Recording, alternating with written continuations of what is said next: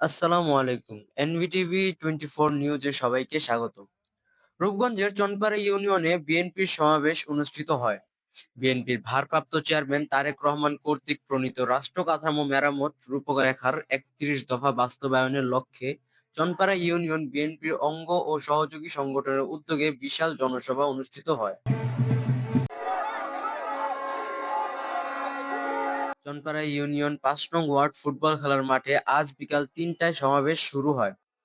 এখানে উপস্থিত ছিলেন মুস্তাফিজুর রহমান ভূঁইয়া দীপু, শামীম মিয়া সঞ্চালনায়, সিনিয়র যুগ্ম আহ্বায়ক রূপগঞ্জ থানা যুবদল। অতি শীঘ্রই এই দেশে নির্বাচন দেন, গণতান্ত্রিক সরকার একচল্লিশ সংস্কার করে এই দেশকে এগিয়ে নিয়ে যেতে পারবে। এর জন্য আপনাদের কাছে বলি, আপনারা অতি শীঘ্রই নির্বাচন দিয়ে এই দেশের গণতন্ত্র সরকারের আন্ডারে নিয়ে আসেন।